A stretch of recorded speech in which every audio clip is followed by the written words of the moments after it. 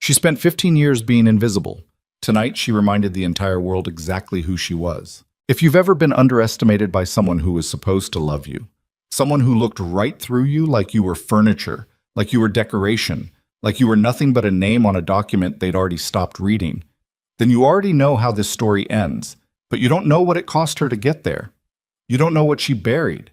You don't know what she built in the dark, alone, while her husband stood in the spotlight taking credit for a world she quietly held together with both hands. Stay until the end. Like this video, and drop a comment telling me what city you're watching from. I want to see how far this story travels. The car that arrived at the Connecticut estate at 6:40 in the morning was not the kind of car that made noise. No chrome, no vanity plates, no driver who talked. It was a matte black sedan with tinted windows and a government-issue weight to its silence, the kind of vehicle that belonged to people who had long since stopped needing to announce themselves. It pulled through the iron gate without buzzing the intercom, because the gate recognized it, because the gate had always recognized it. Vivienne Moreau was already awake. She had been awake since 4, which was not unusual. She slept the way animals sleep when they know something is coming, lightly, on the surface, one eye always reading the dark. The estate was 43 rooms, and she occupied maybe 6 of them regularly. The rest were maintained, dusted, kept in a state of permanent readiness for a life that looked fuller than it was.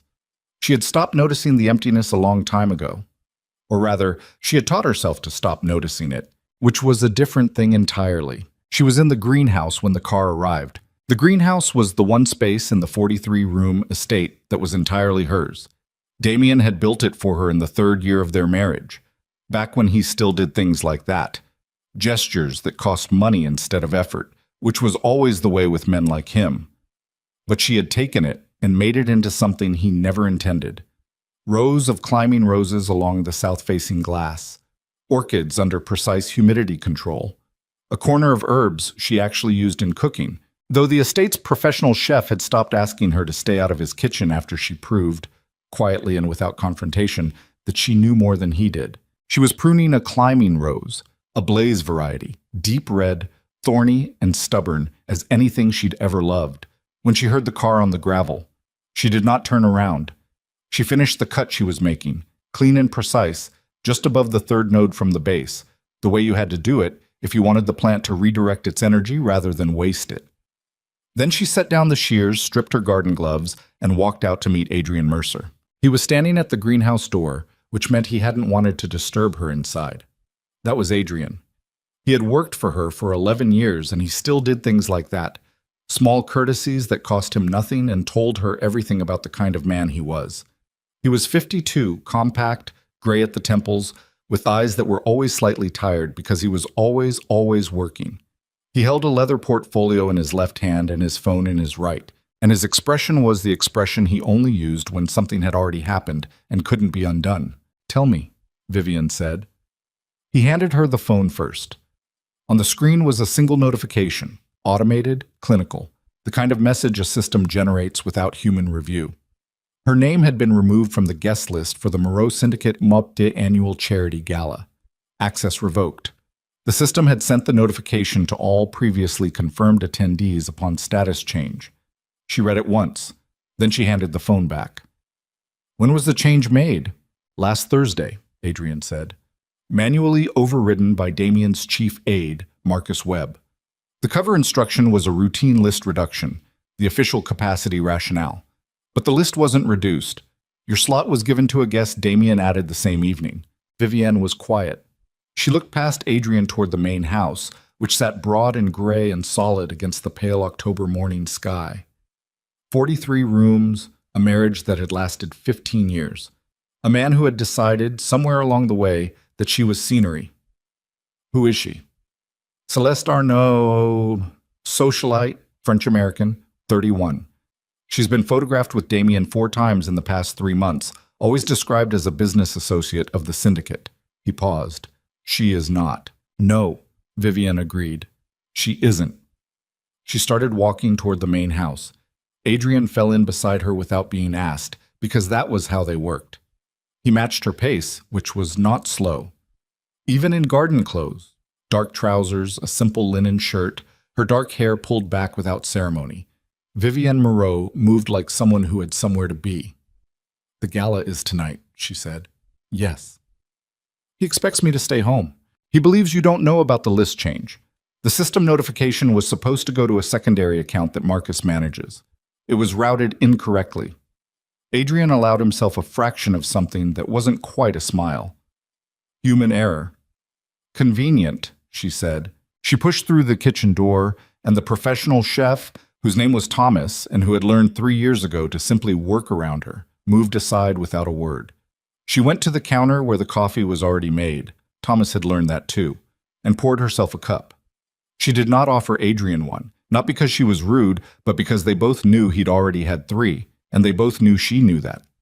She stood at the kitchen counter and drank her coffee and thought.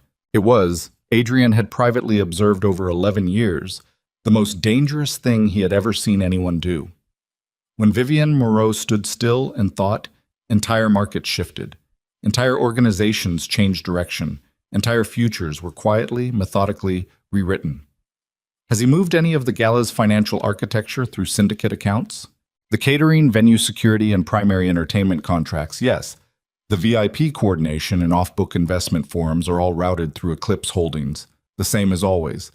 He doesn't know that. He's never known that. And the Kastner acquisition?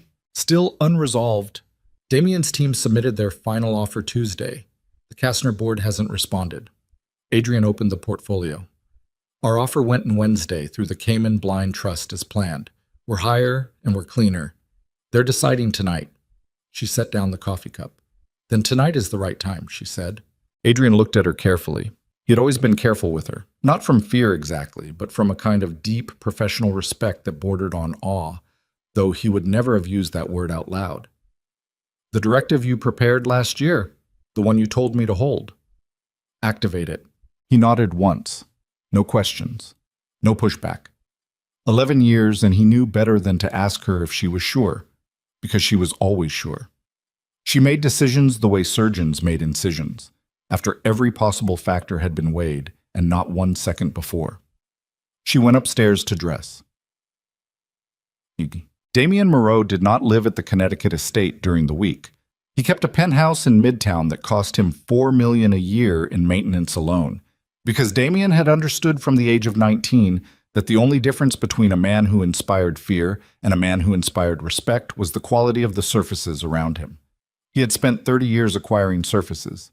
He was at the penthouse Thursday morning when Marcus Webb brought him his coffee and his calendar and his problems in that order. Marcus was 38, built like a former collegiate wrestler gone slightly soft around the middle, and intensely loyal in the way that men who owe their careers to a single patron tend to be loyal, completely, and with a hairline fracture of resentment running through it that nobody ever examined. He had been with Damien 12 years, and Damien trusted him the way a man trusts a good vehicle, functionally, without sentiment. "Gala confirmation numbers?" Damien asked, not looking up from his phone. "Confirmed 212. Declined or unresponsive 17. The Hargrove family is bringing their lawyer, which could be a problem depending on what Hargrove wants to negotiate." "Hargrove always brings his lawyer. It's a status performance. Seat him near the bar and let him perform." Damien set his phone down and looked at Marcus. "The list is clean?" Marcus held his expression steady. "Clean. Vivienne's access? Revoked Thursday. She hasn't called, hasn't mentioned it. Far as I can tell, she doesn't know." Damien picked up his coffee. Outside the floor-to-ceiling windows, Midtown spread out below him in the thin morning light, all glass and commerce and organized pressure. He had loved this city since he was a boy from New Orleans, who arrived with $40 and a last name that meant nothing here yet. He had built it into something. He had made the Moreau name mean something so specific that people used it in certain rooms the way they used the names of weather systems. With caution, and from a distance, he thought about Vivienne the way he occasionally thought about a piece of furniture he'd had for a long time. With something between fondness and practical assessment. She was elegant. She had always been elegant. In the early years, that elegance had been electric to him. A woman who understood exactly how to exist in any room without demanding the room. But the world he occupied now required a different kind of presence. Something sharper. Something that matched the image he was building. Celeste confirmed? "She'll be at the hotel by 7. Car picks her up at 7:30. Damien nodded. He did not feel guilty, which he recognized with the clarity of a man who has spent decades not feeling guilty about the choices required to maintain his position. He would deal with Vivian afterward, quietly, privately, with the finality that all long overdue things deserved. Tonight was about the Kastner acquisition, about the Hargrove alliance, about the 3 South American financial partnerships that had been in quiet negotiation for 8 months. Tonight was about the future of the syndicate, and in that future, he had decided he needed a partner who reflected what the syndicate was now, not what it had been 15 years ago. He showered, dressed in the suit his tailor had delivered Tuesday, charcoal, with the particular weight of fabric that communicated wealth without announcing it, and arrived at the hotel by 6:15. The ballroom of the Whitaker Hotel was, by design, the most powerful room in the city for exactly one night each year. The Moreau Syndicate Charity Gala existed nominally to support a children's hospital foundation that received approximately 4% of the event's proceeds. The remaining money moved through 11 different channels and financed operations that would have made the charity's board of directors physically ill. The gala's actual function was architecture. It was the annual assembly of every significant player in both the syndicate's criminal infrastructure and its legitimate financial superstructure, gathered in one room with champagne and orchestral music, and the carefully cultivated fiction that they were all simply successful people enjoying a charitable evening. Damien moved through the pre-event reception like a man who owned the air in the room, which, functionally, he did. He shook hands with Senator Aldridge from the Connecticut delegation, who looked at Damien the way men look at things they need and despise in equal measure. He spoke briefly with Julius Hargrove, who arrived without his lawyer after all, which was itself a message Damien filed away. He greeted Matthias Vance, who ran the syndicate's financial laundering operation through a real estate development company in Jersey City, and Victor Wren, whose import business moved 70% legitimate cargo and 30% cargo that required a different kind of documentation. He did not think about Vivian. He had placed Celeste at his left, close enough to communicate partnership without yet making a formal announcement. She was beautiful in the way that certain women are beautiful, who understand beauty as a professional tool, deliberately, strategically, with a warmth that turned on and off like a light switch. She leaned toward him during cocktails and said something that made him laugh. And 2 people nearby noticed him laughing, which was the point. The first signal that something was wrong came at 8:17. It wasn't dramatic. That was the thing about the first signal. It never was. It was simply a shift in the room's attention, not toward Damien, sideways, toward the entrance corridor where security had, without announcement, quietly formed a different configuration. Damien noticed it because he had spent 30 years reading rooms the way other men read financial statements. Not for what they said, but for what they didn't. "What's happening at the door?" he said quietly to Marcus, who materialized at his elbow. "I'm not sure." Security flagged a VIP arrival. Unscheduled. Unscheduled. Damien turned his head fractionally. "Who cleared it?" "That's what I'm trying to determine." He would determine it too late. He would determine it, in fact, precisely in time to understand that the determination was irrelevant. The room did something rooms rarely do in Damien's experience. It quieted. Not the anxious quiet of a threat, not the sharp quiet of a confrontation, the specific quiet of recognition. The silence a room makes when it understands that someone significant has arrived and is trying to calibrate exactly how significant. Damien watched Senator Aldridge's expression change first. The senator was looking toward the entrance corridor with an expression Damien had never seen him wear in Damien's presence. Open, almost eager, the expression of a man who was suddenly, involuntarily impressed. Julius Hargrove turned. Victor Wren actually set his drink down. Matthias Vance, who Damien had worked with for 9 years and who displayed approximately the emotional range of a parking meter, blinked. Damien turned towards the entrance. She was in dark blue. That was the first thing he registered, and the registration was purely physical. Dark blue, the specific shade that people who know color call midnight, a gown that was neither flashy nor understated, but simply correct in the way that a perfectly balanced sentence is correct. Her dark hair was up simply in the way it used to be when she was 28 and they were new to each other, and she would do it without a mirror, by instinct, and it would look like that. Her posture was what his mother would have called carriage, that quality of inhabiting vertical space without apology. He knew her posture like he knew his own heartbeat. He had known it for 15 years. She walked into the ballroom of the Whitaker Hotel at 8:19 on a Friday evening in October. And the first man who moved toward her was Senator Aldridge, who crossed the room with a speed that told Damien everything. That the senator knew her, had known her, had perhaps always known her better than Damien had suspected, and was pleased that she was here in a way that had nothing to do with Damien's presence. "Who is she with?" Celeste asked, at his left. He didn't answer. The second man to reach her was Julius Hargrove, who took her hand in both of his and held it for a moment with the particular warmth of someone acknowledging a genuine peer. The third was Victor Wren, whose composure Damien had always considered absolute. Wren bent slightly, not a bow, not quite, but the inclination of someone acknowledging a different order of authority, and said something that made her smile. The smile was the one Damien remembered from before he forgot to pay attention to it. The one that started in her eyes before it reached her mouth. The one that meant she was genuinely amused rather than socially performing. He remembered exactly when he had stopped making her smile like that. He could not, standing in the middle of the ballroom he controlled, have told anyone precisely when it was, but the memory of the smile told him it had been a long time. Marcus was back at his elbow. "Sir, I've been informed that the arrival was pre-coordinated with the hotel's VIP security team.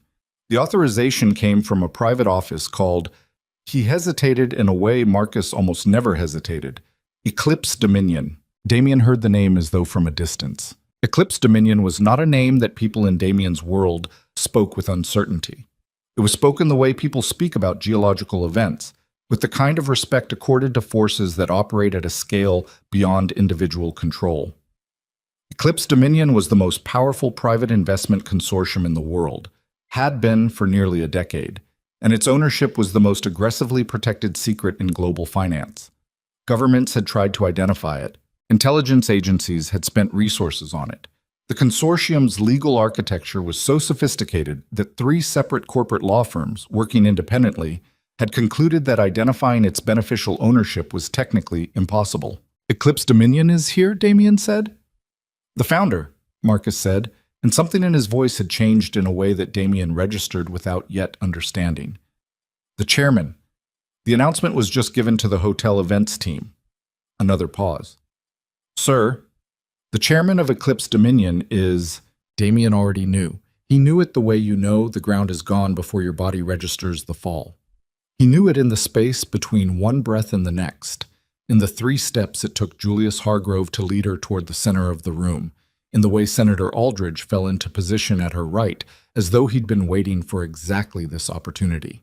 He knew it because he looked at her face across that room, across the room he had built, in the hotel he had chosen, at the event he had designed. And he saw something in her expression that 15 years of marriage had apparently not been enough time to learn to read correctly. He saw someone who was exactly where she had always planned to be. The hotel's events director, a thin man named Garrett, whose primary skill was managing large groups of powerful people without injury to anyone, approached a small podium at the east end of the ballroom. He tapped the microphone once. "Ladies and gentlemen, the Whitaker Hotel is honored to announce the presence this evening of a distinguished guest." The financial world has long speculated about the identity behind Eclipse Dominion, one of the world's most influential private investment institutions. Tonight, the chairman of Eclipse Dominion has chosen to make her identity known. He paused with the timing of someone who understood the value of a pause. "Please welcome Vivienne Moreau, founder and chairman of Eclipse Dominion." The room responded the way rooms respond to things they've been waiting for without knowing they were waiting. The applause was the kind Damien had spent 30 years trying to generate, genuine, uncoerced, the sound of 212 people registering something they hadn't expected and responding to it honestly. Damien did not applaud. He stood in the middle of the ballroom with a champagne glass he had forgotten was in his hand, and he felt, for the first time in longer than he could remember, genuinely unable to calculate the next move, because the next moves were already happening without him. Senator Aldridge was talking to her with the animated attention he reserved for his largest donors. Victor Wren was beside her with an expression Damien had never seen on Victor's face in 12 years of doing business with him, which was something close to relief. The expression of a man who has been required to be discreet about something for a very long time and has just been released from that requirement. Julius Hargrove leaned in and said something that made her nod. And then she opened a small clutch he had not noticed until now and produced, no, it was not possible. It was not. It was a signed letter of agreement. He could see the Kastner letterhead from 15 feet away. His acquisition. The acquisition that Damien's team had spent 8 months and $4 million in legal and advisory fees preparing for. The acquisition that Marcus had confirmed was still pending as of this morning. Hargrove was reading it, and his expression was the expression of a man confirming something he was genuinely pleased to confirm. Damien Moreau, who had not felt fear in the conventional sense since 1997, stood in his ballroom in his charcoal suit beside a woman whose name he no longer remembered putting on the guest list, and felt the specific, disorienting sensation of a man watching his own empire from the outside. At his left, Celeste Arnaud touched his arm. "Damien, are you—" "Don't," he said. His voice came out wrong, not angry. He was past that particular register. It came out like something compressed too long in a too small space. Marcus was talking in his earpiece about the Kastner announcement, about the Eclipse Blind Trust, about how the consortium's holding structure meant that 3 other acquisition targets Damien had been pursuing for the past 6 months had already been quietly secured through entities he now understood he should have examined more carefully. He was delivering these facts in the tone of someone who has run out of ways to soften information and has reverted to simple transmission. Damien was not listening. He was watching his wife accept congratulations from the most powerful people in the room he had built, and he was understanding, slowly and with the specific pain of things understood too late, that the room had always, in some fundamental way, been hers. Across the ballroom, Vivienne Moreau met his eyes exactly once. It was not triumphant. That was the thing that undid him. It was not triumphant at all. It was the look of a woman who has been waiting for someone to finally see her and has made her peace with the fact that the scene has arrived too late and is no longer standing in the light for his benefit. She was standing in the light because it was where she had always belonged. She looked away. Julius Hargrove was guiding her toward the tables where the syndicate's financial partners were assembling, and she was moving with him naturally, as though she had always known the geography of this room.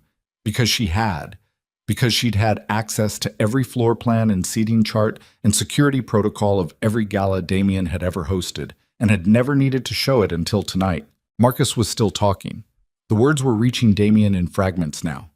Eclipse Dominion had quietly financed portions of Damien's own syndicate operations through subsidiary structures he hadn't traced: the Serbian corridor, the Jersey real estate front.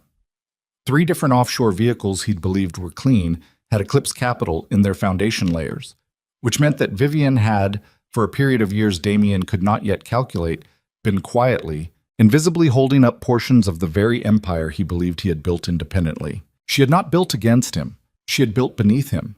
She had made herself foundational, and he had never looked down. Celeste was saying something about leaving.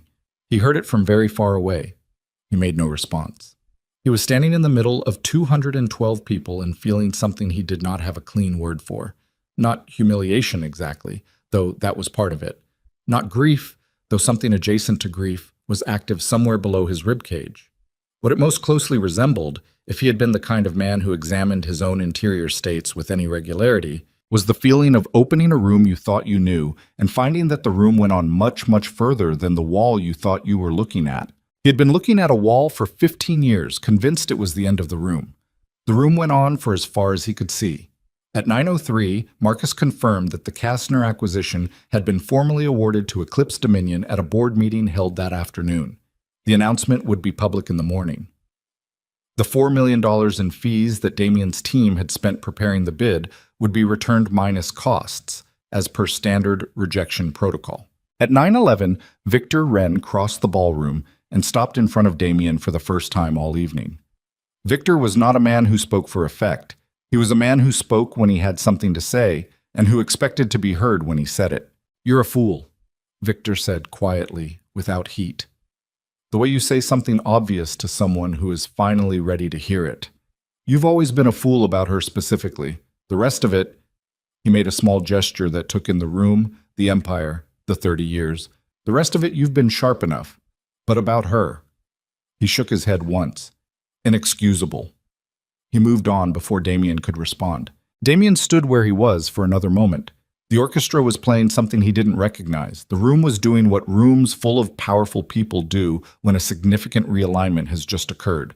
Continuing to function, continuing to eat and drink and network and negotiate, because powerful people understand that the redistribution of power is not a crisis, but a natural condition, and they adapt to it the way water adapts to a new channel. She was on the far side of the ballroom now, seated between Senator Aldridge and a man Damien recognized as the European director of a sovereign wealth fund he had tried to access unsuccessfully for 3 years. She was talking. The men around her were listening with the attentiveness people only bring to conversations they believe will change something. Damien's phone buzzed, a single text from a number he didn't recognize. 6 words. Meet me in the Aldridge suite, 10. He looked at the number. Then he looked across the room. She wasn't looking at him. She hadn't looked at him since that single moment at the entrance. He had 2 hours. He spent them doing the only thing left to do, moving through the room, shaking hands that were being extended out of habit or politeness, or the particular social maintenance that powerful people perform even in moments of significant shift. He moved through conversations that he registered without absorbing, accepted condolences about the Kastner acquisition from men who phrased their condolences carefully because they were now aware that his wife had won it, and tried, with the focused effort of a man who had always controlled his interior weather, to organize what he was feeling into something he could use. He could not. It kept reorganizing into something else, something formless and persistent that had to do with greenhouses and roses, and a woman in her garden clothes at 6:40 in the morning who had heard the news of her own erasure and responded by finishing a pruning cut before she turned around. At 9:58, he took the service elevator to the 4th floor. At 10:01, he knocked on the door of the Aldridge suite.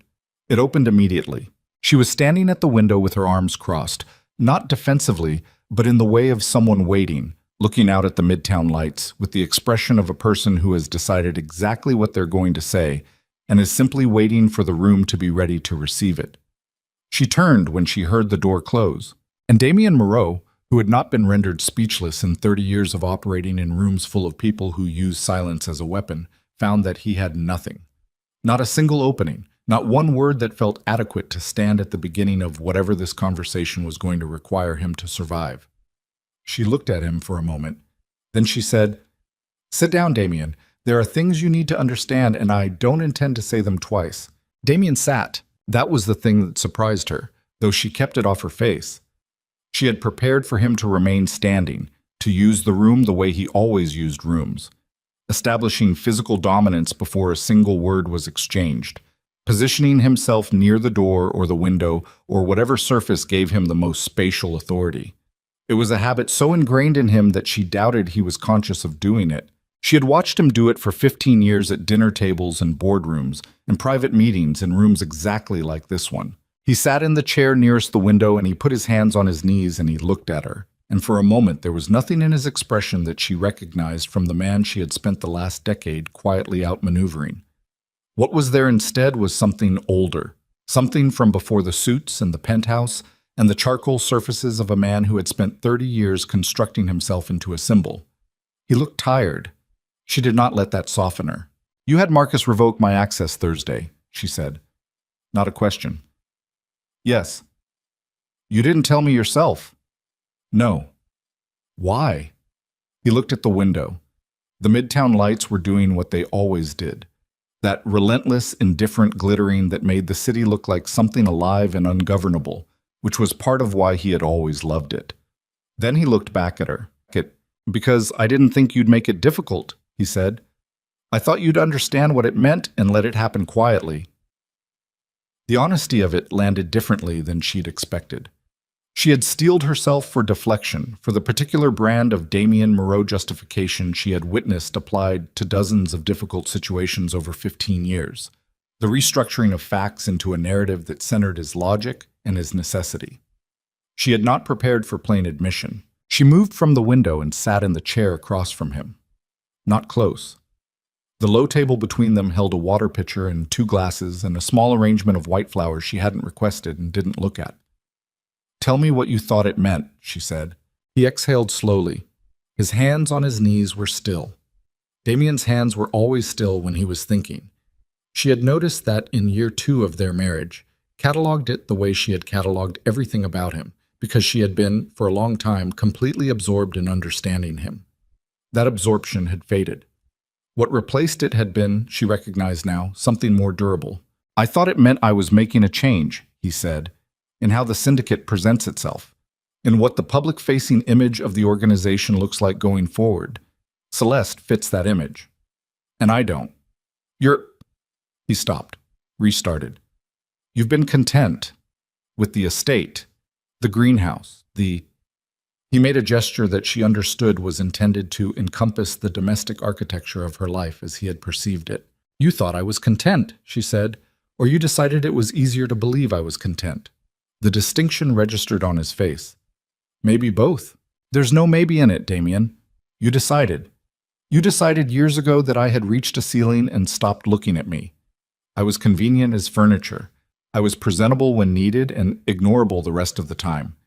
You stopped asking what I was doing. You stopped being curious about me. You stopped—" She paused, and the pause was not for effect, but because the next word required something from her that she had rationed carefully and did not intend to waste. "You stopped treating me like someone whose interior life was worth your attention." He was quiet. She had expected him to push back. The fact that he didn't was itself information. "How long?" he asked. "Eclipse Dominion. How long?" The foundational structure was established in the 8th year of our marriage. He did a calculation. She watched him do it. 7 years, he said. 7 years of active operation. The conceptual groundwork started earlier. While we were— He stopped again. Outside, a siren somewhere on the avenue below wound up and faded. "While we were living together." "While we were living in the same house," she said. "Those are not always the same thing." He leaned forward, put his elbows on his knees and pressed his hands together, and she recognized that posture too. It was the one he used when he was assembling something, when he was taking a complex situation apart to find the load-bearing structure beneath it. He had used it in negotiations. He had used it at dinner once, early in their marriage, when she had told him something about her family that had disturbed him, and she had found it then. That focused, problem-solving attention. Enormously attractive. She did not find it attractive now. She found it, if anything, slightly sad. "The Serbian corridor," he said. "The Jersey real estate, the offshore vehicles." "Yes." He looked up. "You were financing portions of my own operations." "Subsidiary portions, through entities with no traceable connection to Eclipse. Your financial team had no reason to look further than the surface structure, and the surface structure was clean." "You were holding up parts of my empire," he said, "and I never—" He stopped.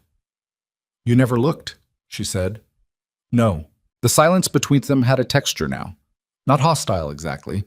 Something more complicated than hostility. The specific quality of silence between two people who are both finally saying the true things after a long time of saying the adjacent things. "Why?" he asked. "Why finance my operations? Why not just build your own separate structure, keep it completely clean of me?" She looked at him steadily. "Because for a long time, Damien, I still wanted us to win together. I still wanted the thing we'd built to mean something. I wasn't building against you. I was building alongside you, in a language you'd decided you didn't need to learn." Something moved through his face at that. She cataloged it and moved on. "That changed," she said, "not dramatically, not with one event. It changed the way things erode, gradually, and then all at once. I withdrew the operational support from your structures over the past 2 years, quietly. Replaced it with clean capital from other sources so there was no disruption that would alert your team. I needed you functional for what was coming. Tonight. Tonight was a confirmation, not a plan. The plan was already complete.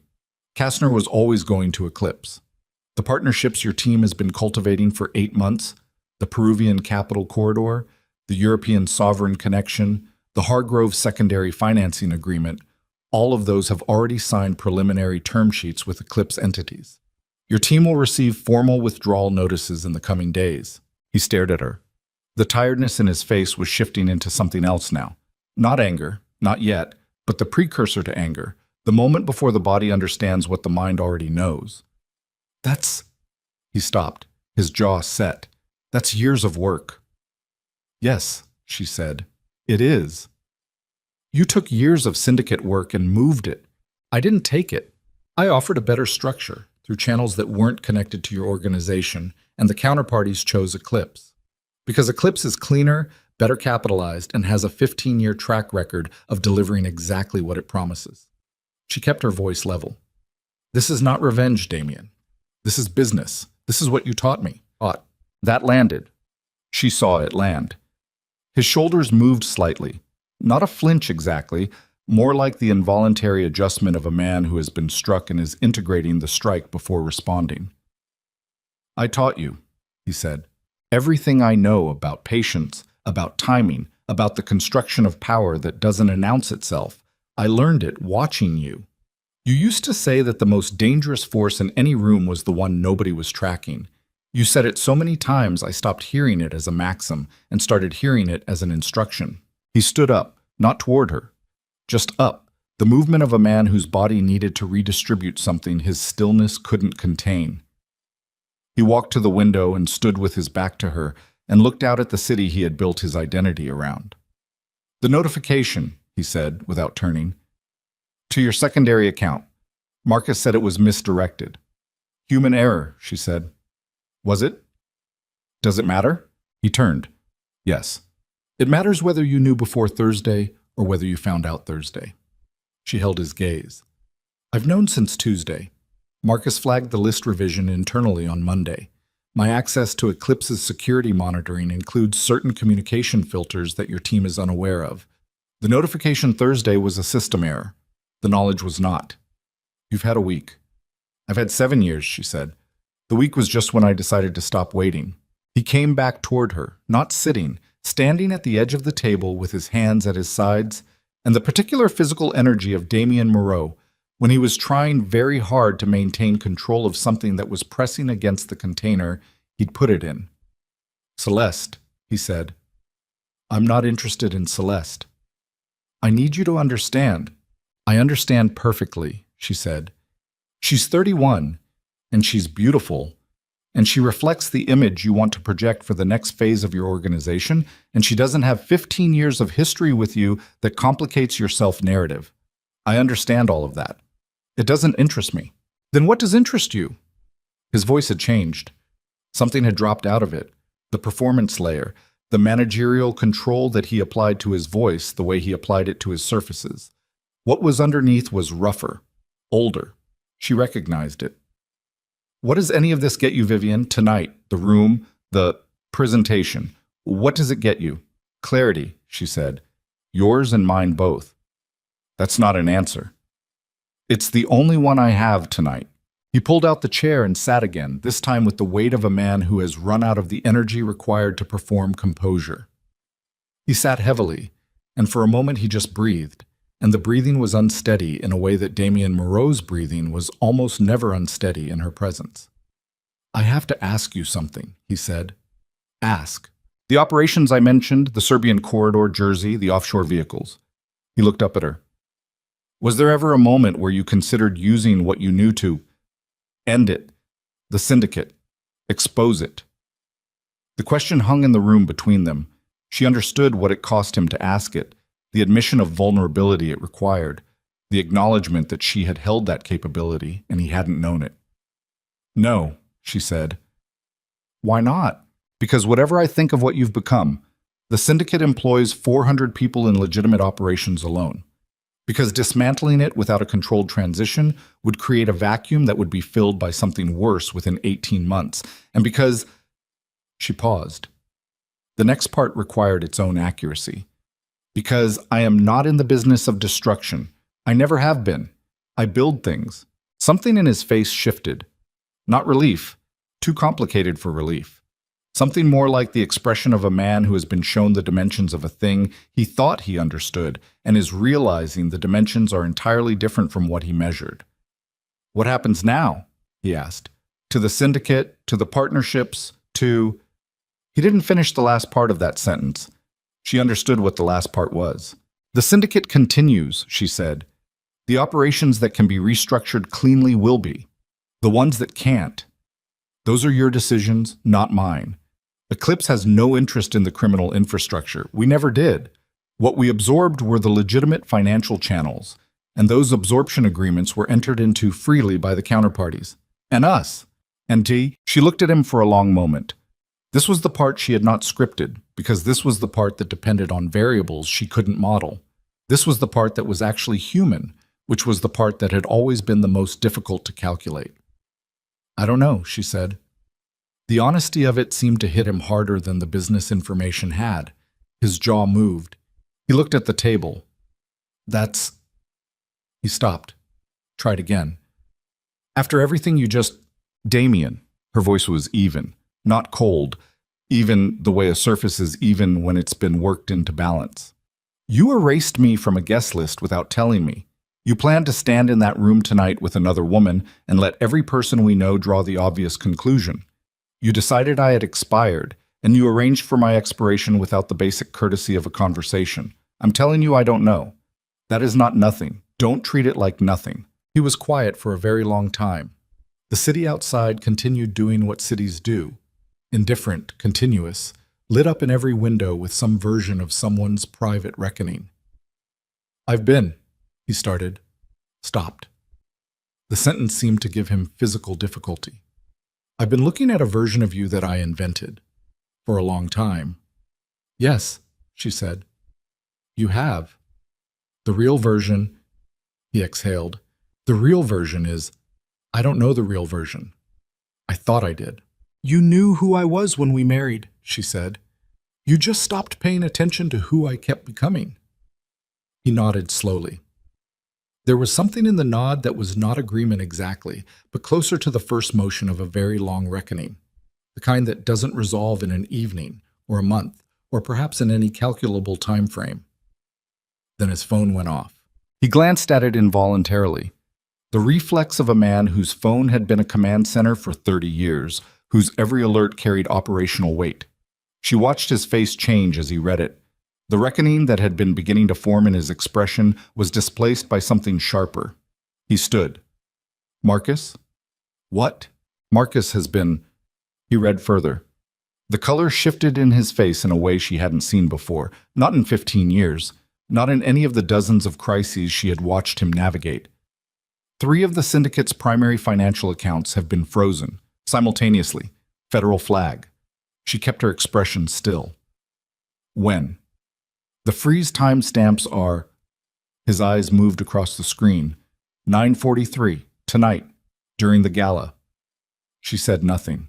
He looked up from the phone, and in his eyes was the question he was not yet asking out loud, because he was not yet certain he wanted to hear the answer, but it was there, fully formed, sharp as a blade. Had she known this was coming? Had she known and said nothing while they sat in this room and she spoke to him about clarity, about building rather than destroying, about not having an interest in ending the syndicate? His phone went off again. And again. Marcus calling now, not texting. Aldridge's name on a second device. Victor Wren on a third. She stood from her chair and smoothed the dark blue of her gown with both hands, a gesture so ordinary and contained that it was almost more unsettling than anything she had said in the past 40 minutes. You should take those calls, she said. Vivian. His voice had dropped to something she barely recognized. Did you know about the federal action? She picked up her clutch from the side table. She looked at him, and what was in her expression was something he would spend a long time afterward trying to correctly name. It was not guilt, and it was not triumph, and it was not the particular blankness of a lie being maintained. It was something more like the expression of a person standing at the edge of a decision they made a long time ago and are only now watching arrive. There are things I built, she said, and things I didn't build. The difference matters. You'll want to understand it quickly. She walked to the door. Vivian, she opened it. The accounts that were frozen, she said without turning. Pull the ownership structure, all the way down to the foundation layer. Read every name on every document. She paused at the threshold. Then call me.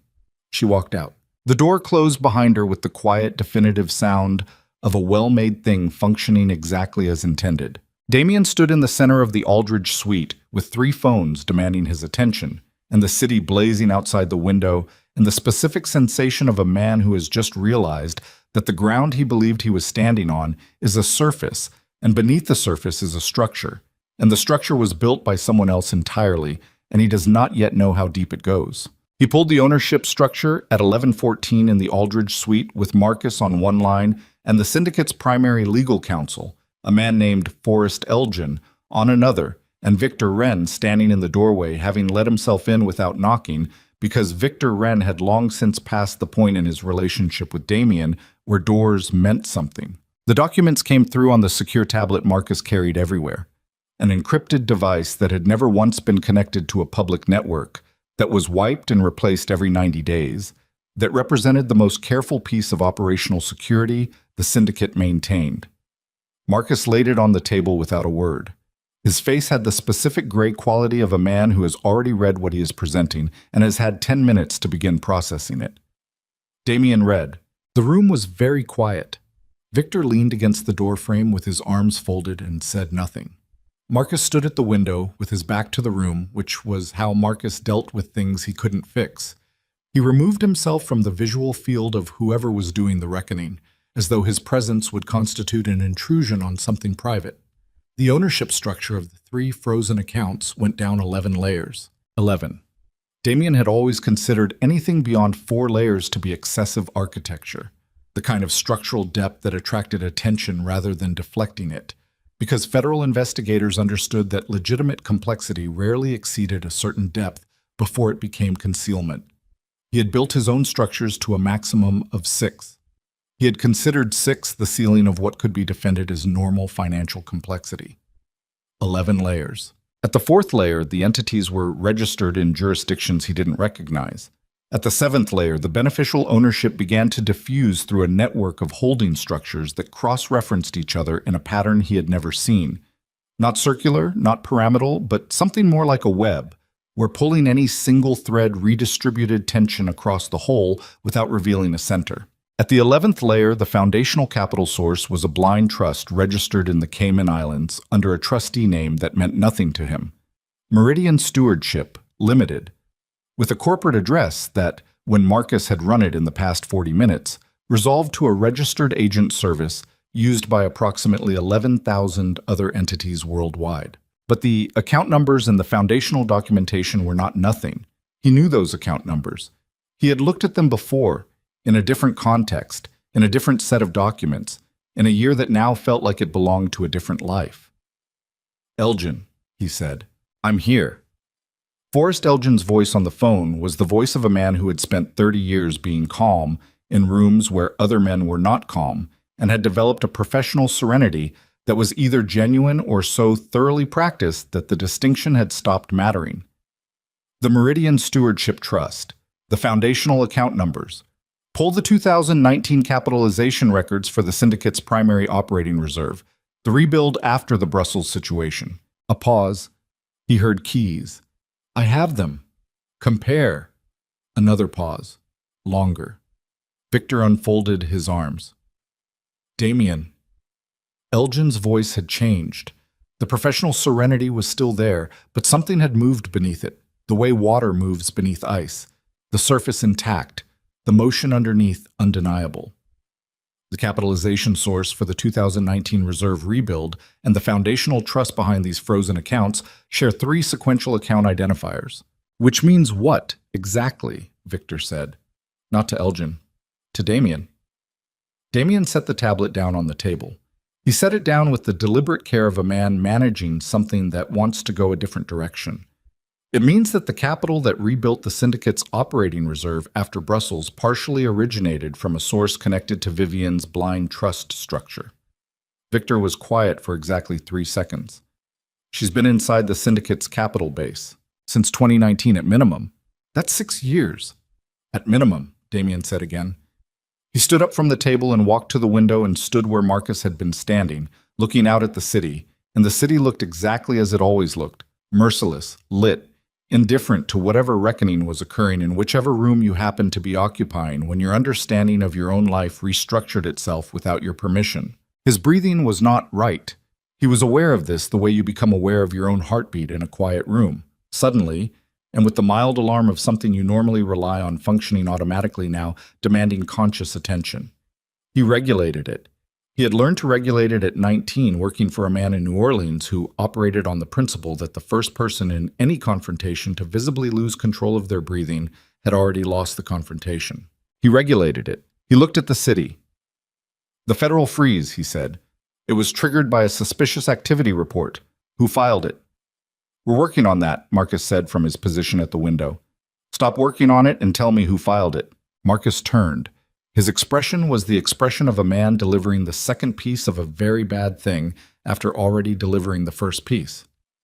"The SAR was filed by the compliance officer of Meridian Stewardship, Limited, filed 6 days ago. The freeze was activated tonight in coordination with the filing, on a schedule that—" He stopped. "On a schedule that what?" "That would have been set when the SAR was filed, 6 days ago, Tuesday. The word arrived in Damien's chest and sat there with the specific weight of something that has been true for a while and is only now being admitted into the room. Tuesday was when Vivian had known about the guest list change. Tuesday was when she had, by her own account in this very suite 40 minutes ago, known about his plans and activated her long-prepared strategy. "She filed it," Victor said. "She didn't file it herself," Damien said. "The compliance officer of Meridian filed it." "Her compliance officer," Victor said, "of her trust." Damien turned from the window. "We don't know that Meridian is—" "Damien!" Victor's voice was flat. Not unkind, but flat in the way of someone who has run out of patience for indirection. "We know." He did know. He had known since the fourth layer of the ownership structure, if he was being honest with himself, which was not a practice he was accustomed to performing in real time. He had known and he had kept reading because finishing the reading delayed the moment of full acknowledgement, and full acknowledgement was going to require him to do something he had not done in 30 years of building and maintaining and defending a criminal empire. It was going to require him to ask for help. His phone was ringing again. Senator Aldridge for the third time. He declined it. Aldridge would want to know what was happening with the syndicate's financial exposure, because Aldridge had been receiving quarterly payments from a syndicate subsidiary for 11 years, and those payments were routed through one of the 3 frozen accounts. And Aldridge was smart enough to understand that frozen accounts had a way of becoming examined accounts, and examined accounts had a way of becoming evidence. He declined Aldridge a third time and called her. She answered on the second ring. "You filed the SAR," he said. "The compliance officer of Meridian filed SAR," she said, "as required by law upon identifying certain irregularities in the account documentation." Don't what? "Don't give me the technical version. Not tonight." "Did you initiate it?" A pause. Outside the window, a helicopter crossed between buildings, its light blinking red and then gone. "Yes," she said. He had expected it. It still hit him like something structural giving way. "The syndicate's operating accounts are frozen pending investigation of source of funds documentation." "Yes, I know." Vivian, the exposure in those accounts. If the investigation moves past the surface documents. "I know what's in those accounts, Damien. I built the structures around them. I know exactly where the documentation becomes difficult, and I know exactly what a federal examiner will find if they go past layer 4. "Then you know what you've done." "I know what I've done," she said, and her voice was steady in the particular way of someone who has lived with a decision long enough that the steadiness is real. "I need you to listen to me very carefully. The SAR was calibrated. The irregularities flagged were real, but they're at the level of documentation inconsistency, not criminal exposure. A competent attorney, and you have 3 of them, can resolve the documentation question within 30 days. The accounts will be unfrozen. The investigation will close." He heard what she was telling him. He also heard what she wasn't. But the process will require full documentation disclosure to federal compliance reviewers, which means that the subsidiary routing through those accounts, including the Aldridge payments, will be visible to syndicate counsel during the documentation assembly. The silence between them had a different quality now, not the complicated layered silence of the suite earlier. This was the silence of something being decided. "You want me to cut Aldridge," he said. "I want you to understand that the syndicate's survival through this investigation depends on what you choose to disclose voluntarily versus what gets found. The difference between those two things is the difference between a documentation issue and a criminal indictment. If I cut Aldridge, he has no documentation connecting him to the syndicate that can't be explained as legitimate political donation activity through the PAC structure. He's protected as long as he's separated cleanly and quickly. He's been on the syndicate's books for 11 years, which is why separating him now, cleanly, with a conversation rather than a deposition, is the only version of this where both of you walk away functional. He pulled out the chair and sat down again, heavily, in the chair he'd been sitting in earlier when she had said the things she had said, and he had felt the first motion of a very long reckoning. The reckoning was moving considerably faster now. "You're managing this," he said. "Even now. You're managing the outcome." "I told you," she said. "I don't build against you. I never did. The SAR says otherwise. The SAR says I'm unwilling to be erased without consequence. Those are different things." He pressed the heel of his hand against his right eye. A headache had established itself behind his right temple sometime in the past hour with the quiet persistence of a structural problem that had been building for years before it became visible as a problem. "What do you want, Vivian? Finally, tonight, after all of this. What is it that you actually want? Tonight?" A pause. "Tonight I want you to call Forrest Elgin back and tell him to begin voluntary disclosure preparation. I want you to call Aldridge and have a conversation that will be uncomfortable but survivable for both of you. And I want you to go home, not to the penthouse, to Connecticut, to the estate." Another pause, shorter. "The climbing roses on the east wall need attention before the frost comes in. I wasn't going to get to them this week." He almost laughed. It was not a happy sound. It was the sound a man makes when he encounters something so simultaneously absurd and exact that his body responds before his mind has categorized it. "You want me to tend your roses?" "I want you to tend something," she said. "You've spent 30 years building. You're not good at tending. It might be worth learning before there's nothing left that requires it." The line went quiet for a moment. "The Kastner acquisition," he said, "is finalized. The Peruvian corridor, the Hargrove secondary financing, both signed with Eclipse. The sovereign wealth connection. Preliminary terms executed this afternoon. Full execution next week." He nodded, though she couldn't see it. He nodded the way you nod when a medical professional is giving you an account of an injury's full extent.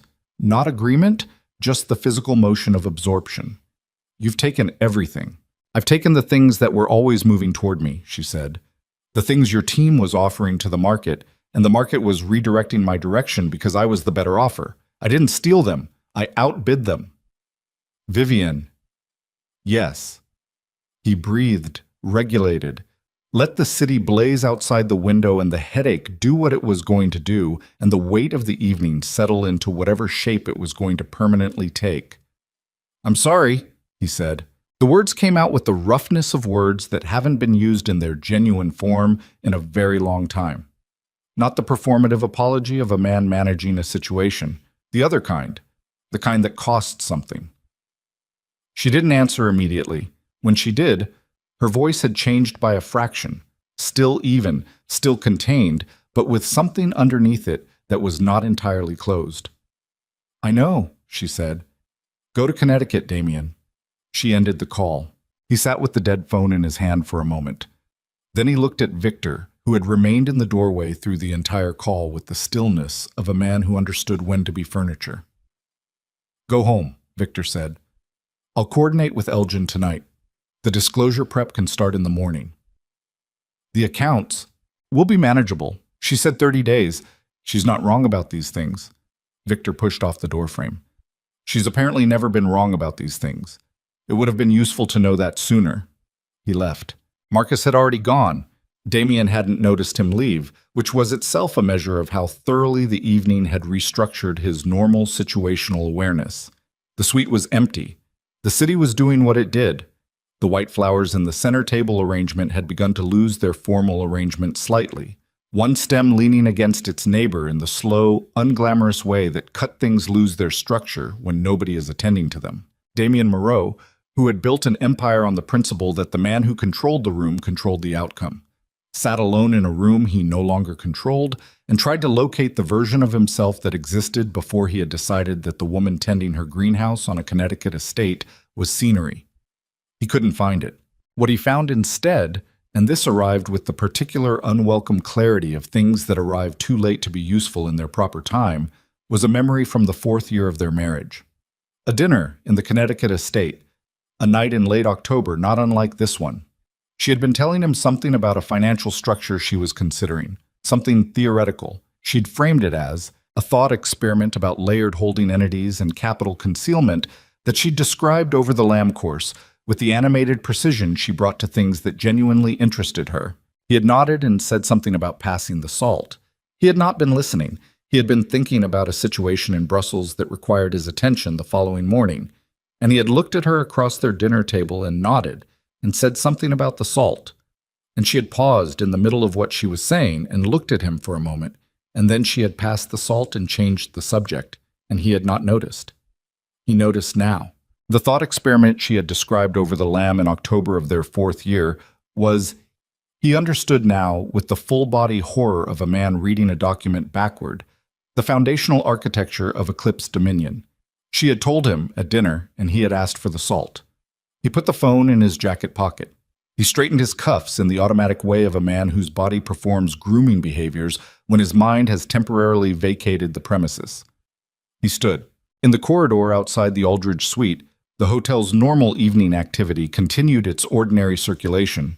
Staff moving with the particular purposeful quiet of good hospitality, guests in the distant murmur of other people's evenings, the gentle mechanical sound of an elevator arriving and departing. He took the elevator down, crossed the lobby without acknowledging anyone, and walked out of the Whitaker Hotel into the October air, which was cold now, and sharp with the specific bite of a city that has stopped performing warmth for the evening and reverted to its actual temperature. His car was waiting. The driver opened the door.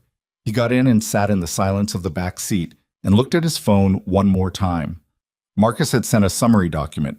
Elgin had sent 3 emails with preliminary disclosure notes. Aldridge had called twice more. He opened none of them. He said one thing to the driver. Connecticut. The car moved into traffic. The city slid past the windows in its usual indifferent blaze, and Damien watched it the way you watch something you have loved for a long time from the wrong angle, with the complicated specific grief of understanding that the thing hasn't changed, that it has always been exactly what it is, and that the error was entirely in the watching. His phone lit up one more time as the car crossed the bridge. Not a call. Not Marcus. Not Elgin. Not Aldridge. A photograph from an unknown number. No caption. The photograph was of the Aldridge suite, taken from outside the window, from an angle that would have required someone to be on the building's exterior or in the building directly across the street with a long lens. It showed Damien sitting at the table. It showed Vivian across from him. It showed the particular geometry of their conversation.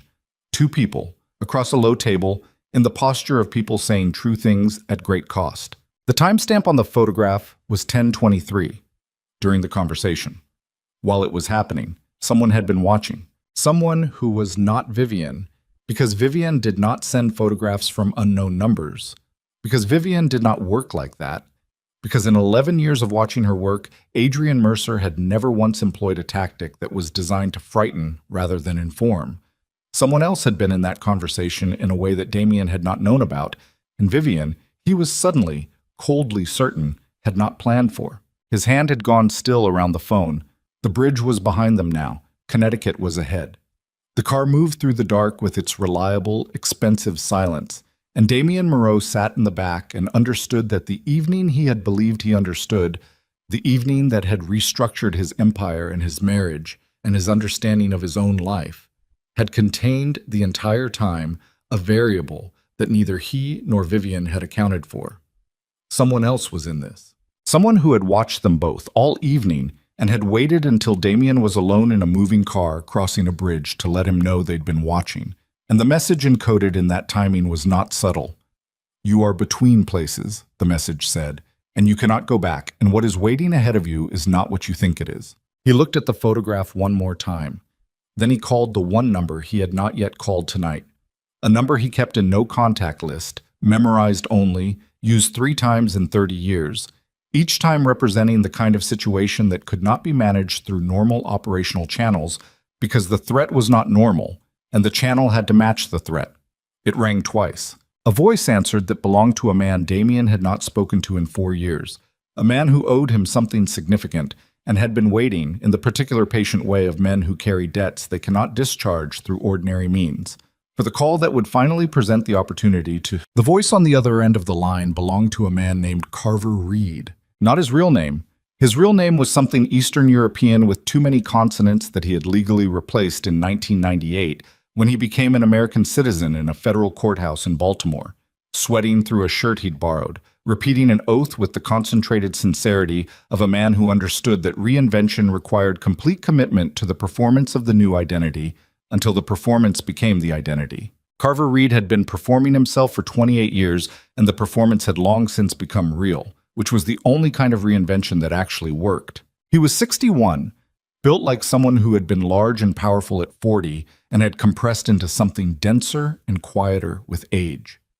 He ran an asset management firm in Georgetown that was legitimate in all the ways that mattered for licensing purposes and considerably less legitimate in its deeper operational function, which was to provide financial intelligence services to a small number of clients who could not use conventional intelligence services because the things they needed to know were not the kinds of things conventional intelligence services would provide. He was the third most dangerous man Damien knew. "I need to know who was in the room," Damien said. No greeting, no preliminary. 4 years of silence, and he came in without a preamble because Carver Reed was not a man who needed context. Carver Reed consumed the photograph Damien forwarded in approximately 30 seconds, and then was quiet for approximately 15. And in that 15 seconds, Damien's car crossed into Connecticut, and the city's light pollution began to thin behind them, and the dark thickened the way it thickened outside cities with actual depth. "Where'd this come from?" Carver said. "Unknown number, 20 minutes ago. The angle is from the office building directly east of the Whitaker, 3rd floor, northwest corner office. Long lens, probably 400mm minimum." A pause. "This isn't surveillance, Damien. Surveillance doesn't announce itself. This is a message. I know it's a message. Who sent it? Give me 6 hours. I don't have 6 hours. I have whoever sent this knowing I'm currently in a vehicle heading to Connecticut. Because they sent this precisely when I was in a vehicle heading to Connecticut, which means they're either tracking the car or they have someone in the hotel who watched me leave." A beat of silence. Carver was processing. Damien knew the quality of that silence, had heard it twice before in 30 years, each time preceding information that rearranged his understanding of a situation completely. "The Kastner acquisition," Carver said. "What about it? Who else was competing for it besides your organization?" Damien thought. 3 parties submitted formal bids, the Syndicate, Eclipse Dominion, and a third party that the Kastner board declined to identify publicly. "The third party?" Carver said. "Did your intelligence team identify them?" "We believed it was a German sovereign investment vehicle, clean, institutional, not competitive in the criminal infrastructure sense." "It's not German," Carver said, "and it's not institutional." Another pause, and this one had a different texture, the texture of a man choosing how much to say. "The third Kastner bidder is a man named Solomon Veth, 44. He runs a private equity operation out of Singapore that the financial press describes as aggressive, and which the intelligence community describes differently. He's been building a position in American criminal financial infrastructure for 3 years, quietly, through acquisition targets your syndicate and your wife's consortium have both been pursuing. The car was moving through dark Connecticut highway, the trees on either side bare and gray in the headlights. Damien felt something cold move through his chest that had nothing to do with the October air. "He was using us," Damien said. "Both of us. He was watching you compete and mapping your acquisition strategies and their underlying financial structures. Every time the Syndicate or Eclipse moved on a target, Veth's people analyzed the movement and used it to identify adjacent vulnerabilities in your capital architecture." "The photograph. Is him telling you he's been watching tonight specifically? The gala, the suite, the conversation. He has intelligence on both of you that he's been accumulating for, my initial estimate, 3 years minimum." Damien's hand on the phone was tight. He loosened it deliberately. "Vivian, he said. Call her, Carver said. Now. Don't wait until Connecticut. He ended Carver's call and dialed her. She answered in 2 rings. Damien? Solomon Veth. Silence. 3 seconds of it, which from Vivian was the equivalent of a longer silence from anyone else. Where did you get that name? Carver Reed. The photograph I was sent. Veth sent it. He's been running surveillance on both of us. He was the 3rd Kastner bidder. He used our competition to map our financial structures. He paused. Vivian, how much of Eclipse's architecture is visible if someone with serious intelligence resources has been watching your moves for 3 years? Another silence. This one had a different quality from the first. This was the silence of someone performing a rapid internal calculation against information that is changing the variables in real time. Adrian, she said, not to Damien. Then to Damien. Hold. He held. The car moved through the dark. The headache behind his right temple had expanded. She came back in 40 seconds. Adrian has a flag on Veth. He's been on our watch list for 14 months as a potential competitor. We didn't assess him as a threat at this level. Her voice was level, but underneath the levelness something was moving, the way current moves under ice. He has enough of our public-facing acquisition moves to construct a partial map of Eclipse's holding structure. If he's had surveillance resources at the Gala tonight, if he has audio from the suite. He has audio from the suite, Damien said. The silence this time was absolute. He heard everything, she said. Everything. What she said next was not a word. It was the sound a person makes when a calculation resolves to an outcome they cannot immediately metabolize. Then she pulled herself back and he heard her do it. A breath, a fraction of a pause, the particular personal discipline of a woman who had trained herself over years to convert shock into action without losing time to the shock itself. Where is he? She said. I don't know yet. Carver is working it. Tell Carver I'll double his fee and I need a location within 2 hours. Vivian, he heard the SAR conversation. He heard me confirm the Eclipse ownership. He heard the Kastner confirmation. He heard... She stopped. He heard the Aldridge subsidiary routing. If he moves on that information before we complete the voluntary disclosure... I know. The disclosure has to happen tonight, Damien. Not tomorrow morning. Tonight. Elgin needs to file before Veth moves that information anywhere. I'll call Elgin. And the Aldridge conversation. I'll handle Aldridge. It has to be tonight. Vivian? His voice came out with an edge that surprised both of them, sharp and direct in the way it had been in the early years when they were still new enough to each other to show their actual registers. I will handle it. Go find Veth. A pause. Then, be careful on that road. She ended the call. He called Elgin. Then he called Aldridge, who answered on the first ring with the voice of a man who had been sitting beside his phone for 2 hours in a state of ascending anxiety. The conversation with Aldridge lasted 11 minutes and was, as she had predicted, uncomfortable but survivable. Aldridge was a politician, which meant he was fundamentally an animal of self-preservation. And when self-preservation was clearly and unemotionally described to him, he responded to it the way all self-preservation animals respond, with the immediate, efficient recalibration of his position toward safety. He would cooperate with the voluntary disclosure timeline. He would, if asked, characterize the subsidiary payments as consulting fees through the PAC. He would not make further contact until Elgin gave him specific direction. Damien ended the call and sat back and closed his eyes for 90 seconds, which was the closest he had come to rest in 8 hours. When he opened them, his phone had a text from Carver Reed. An address. Midtown. A hotel 4 blocks from the Whitaker, and a single additional line. He's not alone. 3-person team minimum. Security is professional. He forwarded it to Vivian and to Victor. Victor responded in 30 seconds. On it. Vivian responded in 40. Don't let Victor go in first. He stared at the message. Then he told his driver to turn around. The driver, who had been with Damien 11 years and had driven him through 3 previous situations that had required abrupt directional changes in the middle of nighttime highways, turned around without comment. The address Carver had sent resolved to the Meridian Hotel, not the Whitaker, not the Kastner family's preferred venue, not any property connected to the Gala's ecosystem, which was itself a signal. Veth had chosen a hotel with no social or financial connection to tonight's events, a clean property on the west side that catered to corporate travelers, and asked no unusual questions. The kind of place you chose when you needed to be invisible from a particular world while remaining within operational distance of it. Victor was already on site when Damien arrived at 12:47.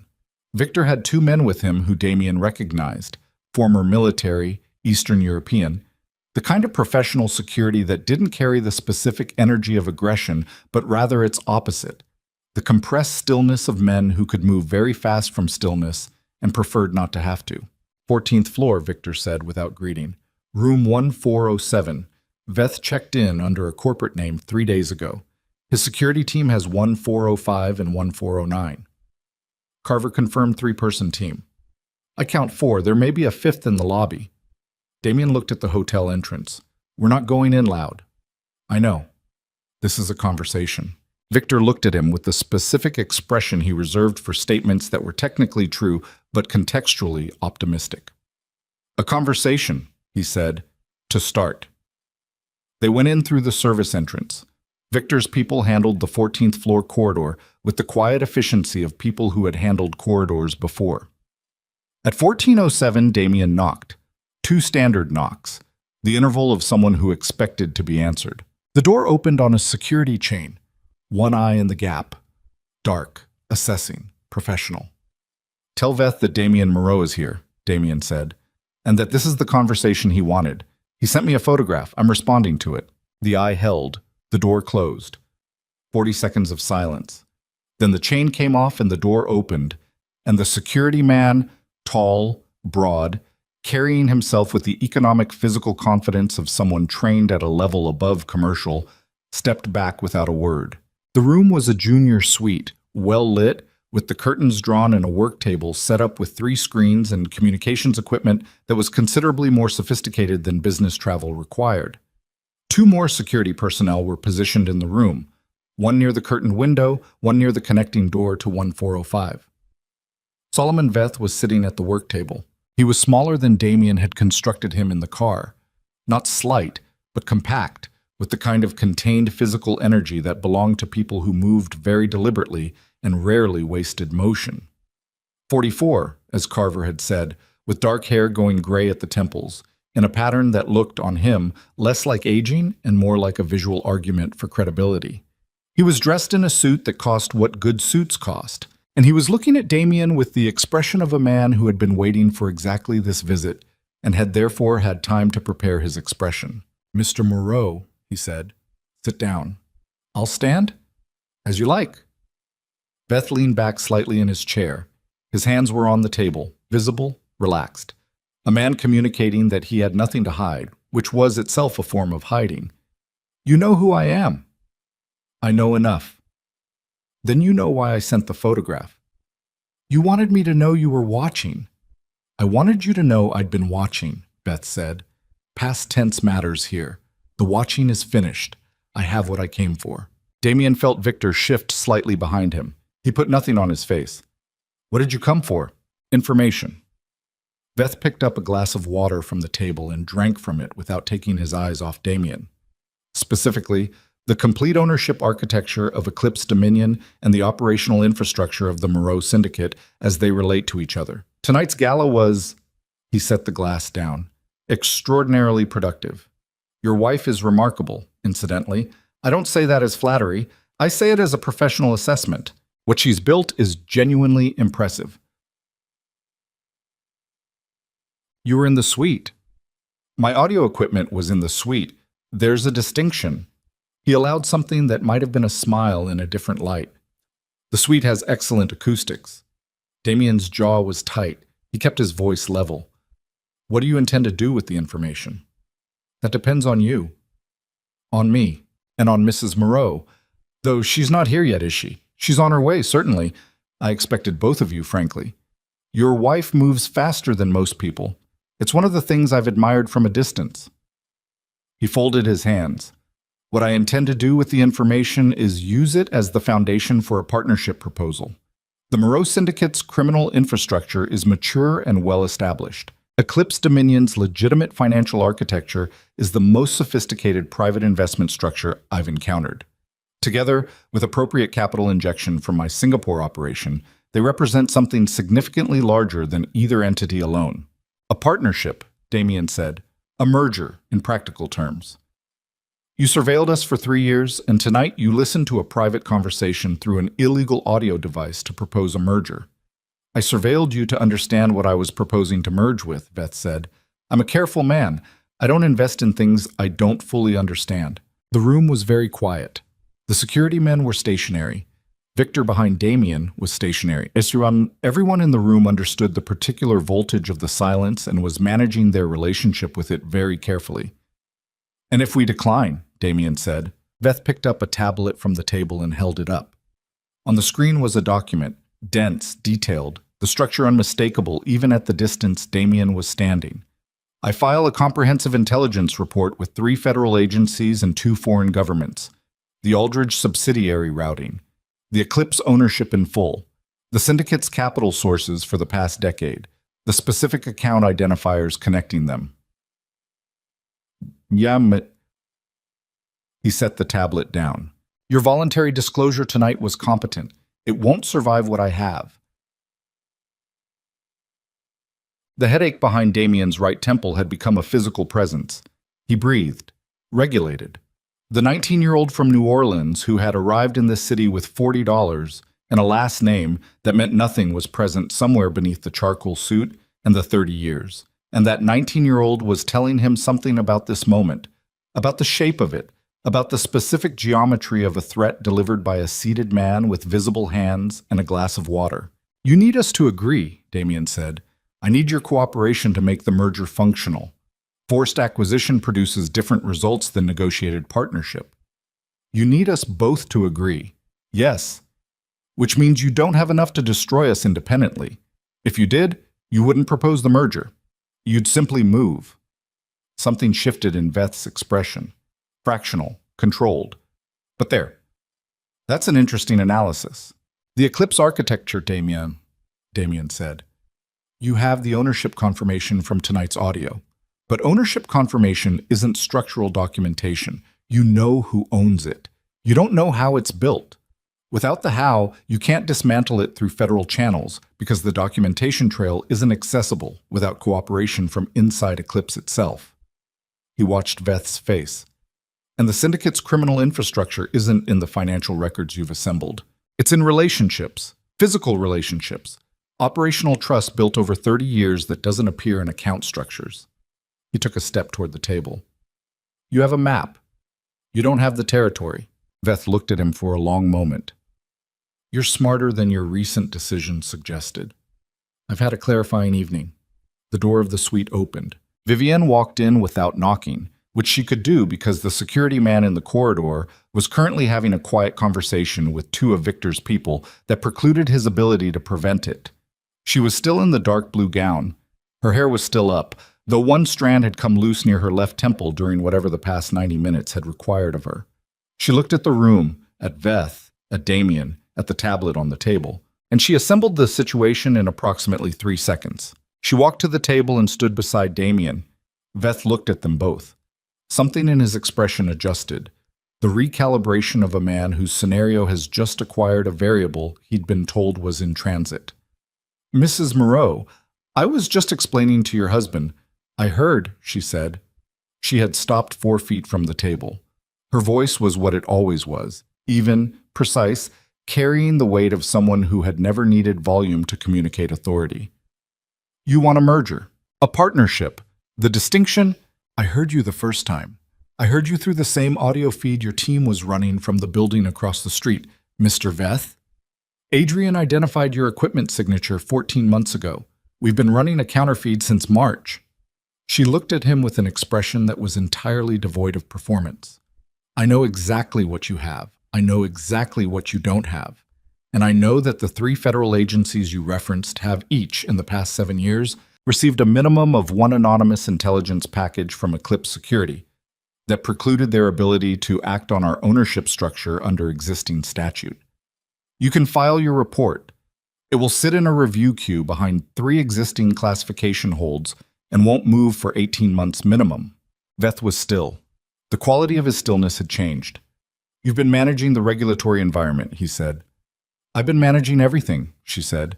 That's what I do. The room held its breath.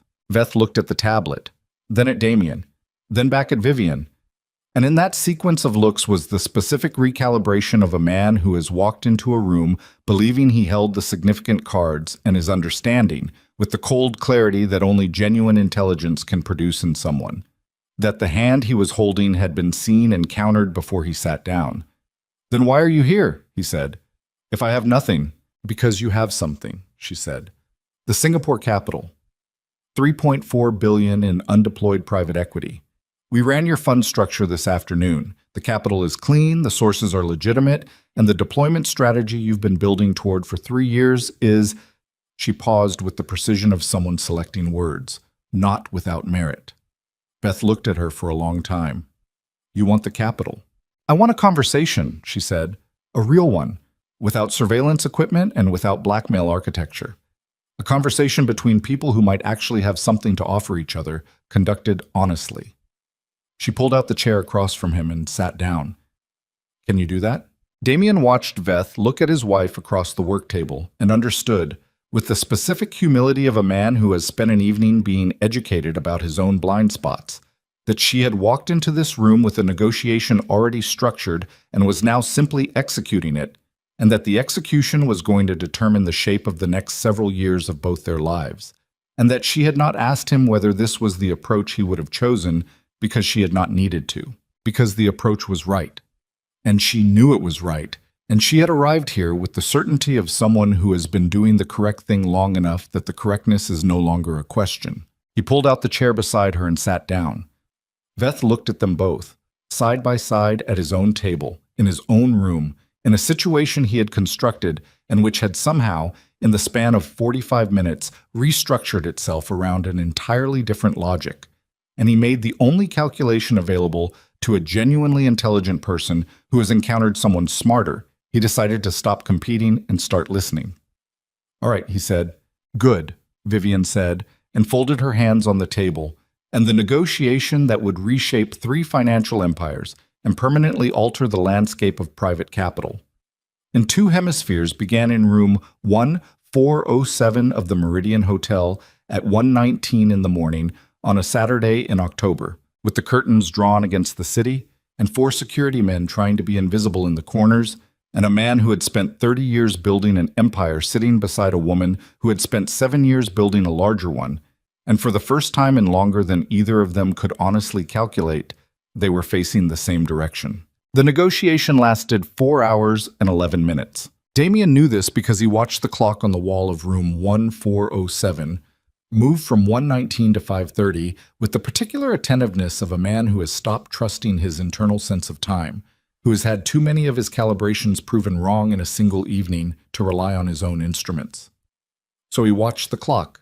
He watched it, and he listened, and occasionally he spoke. And what surprised him, continued to surprise him across all 4 hours and 11 minutes, was how much of the speaking Vivian allowed him to do. She had the negotiation structured. That was clear within the first 20 minutes. She knew Veth's fund, knew its deployment pressures and its LP commitments, and the specific window within which the Singapore capital needed to find a vehicle or face redemption demands that would restructure the fund's timeline in ways Veth could not afford. She had known this, Damien understood, before she walked into the room, probably before she walked into the gala, possibly before Tuesday, which meant that Solomon Veth had been a variable in her calculation for longer than he'd been a variable in Damien's, and that the counter-surveillance feed Adrian had been running since March was not reactive intelligence, but planned preparation for exactly this conversation. But she gave Damien the room. She presented the Eclipse architecture, selectively, precisely, revealing enough to demonstrate the quality of what Veth was being invited into without exposing the structural specifics that Veth's surveillance had failed to obtain. And when it came to the syndicate's role in the proposed structure, the legitimate operational infrastructure, the distribution networks, the established counterparty relationships that represented 30 years of compounded trust in the criminal financial world, she looked at Damien and said simply, "Your turn." So he talked. He talked about the syndicate the way he had never talked about it in a room with someone who was not already inside it, because the room had shifted into a space where that kind of honesty was the only currency with value. He talked about its architecture and its vulnerabilities, and the specific ways in which 400 legitimate employees depended on the stability of an organization that he had built around the assumption of his own permanent presence at its center, which was itself the organization's deepest structural flaw. A flaw he named out loud, in front of Veth, in front of Victor, in front of his wife, and the naming of it cost him something he could feel physically, somewhere behind his sternum, the specific weight of a pride that had been performing as certainty for 30 years and was now, in the pre-dawn quiet of a West Side hotel room, performing as honesty instead. Veth listened. He was a good listener, the disciplined kind, that took notes mentally rather than on paper, that processed in real time and asked questions only when the question would produce information unavailable through continued listening. By 3 a.m, the shape of an agreement had emerged from the conversation the way shapes emerge from fog, gradually, and then with a completeness that made it seem obvious, as though it had always been there, and the talking was merely the act of walking close enough to see it. The Singapore capital would enter Eclipse through a clean acquisition vehicle that Veth's legal team and Eclipse's legal team would co-architect over the following 60 days. Eclipse would absorb the capital and deploy it through 3 new fund vehicles, one of which would include infrastructure investment that provided the syndicate's legitimate operations with access to capital markets they had previously been unable to reach due to their proximity to the criminal infrastructure. The criminal infrastructure itself was not part of the agreement. Veth had no interest in it, and Vivian had no interest in it, and Damien, sitting in that room in the deep middle of the night, found that his interest in it had undergone a significant revision that he was not yet ready to examine fully, but could feel changing shape beneath everything else. At 5:17, Veth signed a preliminary term sheet. At 5:29, Vivian signed it. Damien signed it at 5:30, with the pen Veth offered him across the table, and the clock on the wall read exactly the time it read. And outside the curtained windows, the city was beginning its pre-dawn revision from night to something not yet morning, that specific gray that belongs exclusively to the hour before light. Veth stood and extended his hand. Damien shook it. Then Veth extended his hand to Vivian, and she shook it, and the handshake between them was the handshake of 2 people who have spent several hours determining that they respect each other's capabilities and are prepared to work with those capabilities without pretending the path to this room had been anything other than what it was. "The audio from the suite," Vivian said, not releasing his hand immediately. "Deleted," Veth said. "As of now. I'll need confirmation from your technical team. You'll have it by 9. She released his hand. "Then we're done for tonight." They left Veth in his room with his security team and his work table and his 3 screens, and Victor and his 2 men melted away in the corridor with the professional disappearance of people who were never officially present. And Damien and Vivian stood at the elevator bank in the Meridian Hotel at 5:33 in the morning and waited for a car to arrive, and neither of them said anything. The elevator opened. They got in. The doors closed. The car descended. In the lobby, through the plate glass windows, the city was doing its gray pre-dawn thing. A delivery truck was double parked on the avenue. A man in a reflective vest was doing something to a manhole cover with professional disinterest. 2 people who had been awake all night for entirely different reasons were walking east in the specific way of people whose bodies have passed through, tired, into the strange secondary alertness that lives on the other side of exhaustion. "You should eat something," she said. "It's 5:30 in the morning. There's a diner on 44th that opens at 5. Thomas Elgin used to take me there when we had early filings." She paused. "The eggs are fine. The coffee is better than it looks." He looked at her. She was looking at the plate glass window with the expression of someone who has been awake for 24 hours and is managing that fact with the same discipline she managed everything else. One strand of dark hair still loose near her left temple. The dark blue of the gown slightly different at 5:30 than it had been at 8:19. Still correct, still carriage, but wearing the evidence of the night it had been through. "All right," he said. They ate at a cornered table of a diner on 44th Street at 5:45 in the morning, and the eggs were fine, and the coffee was better than it looked, and they didn't talk about Veth or the term sheet or the Kastner acquisition or the Aldridge call or the frozen accounts or any of the dozen operational realities that would require attention when the sun came up and the business world resumed its ordinary functioning. They talked about other things. Damien did not, afterward, Remember the specific content of what they talked about. Something about the diner's decor, something about a building on the corner that he had apparently passed 100 times without registering, something about the particular quality of the city at this hour, which was different from the quality of the city at any other hour in a way that neither of them had paid sufficient attention to. What he remembered was that she laughed once, the real one, the one that started in her eyes before it reached her mouth, the one he had not made her do in longer than he could honestly calculate, at something he said about the coffee, something not particularly clever, a small observation about the cup's structural integrity relative to the temperature of its contents. And the laugh came and went, and she looked at him with the expression of someone deciding, in real time, how much weight to give a moment, and she gave it the weight of a moment, and not more than that. And it was enough. He drove to Connecticut alone. The car moved through the early morning with the specific quality of movement that belongs to roads before traffic. Fluid, effortless, the landscape scrolling past in the gray gold of a sun that was just beginning to negotiate with the horizon. He sat in the back and did not look at his phone, which was the first time he had not looked at his phone in a moving vehicle in approximately a decade, and the not looking had a physical sensation to it, like setting down a weight he'd forgotten he was carrying. He arrived at the Connecticut estate at 7:20. Thomas, the chef, was in the kitchen when Damien came through the door in his gala suit, looking the way a man looks when he has been through the kind of night that rearranges the load-bearing structures of his life. Thomas looked at him once and said nothing, which was the right call, and started the coffee, which was also the right call. Damien changed out of the charcoal suit and into clothes that were, for him, unusually plain. Dark trousers, a work shirt, a coat against the October morning. He stood in the kitchen drinking Thomas's coffee, which was better than the diner's and better than anything the penthouse produced. And he looked out the kitchen window at the greenhouse. He went out to it. The greenhouse in the early morning was a different place than it was at any other hour. The light came through the south-facing glass at an angle that made the climbing roses on their trellises look like something painted, layered, dimensional. The red of the blaze variety deepened by the low angle into something closer to burgundy. He stood in the door for a moment and breathed the air in, which was warm and green and carried the specific density of a space that has been carefully maintained over years, that has been given consistent attention and responded to that attention by becoming something beyond what any individual component, the plants, the humidity, the light, could have produced alone.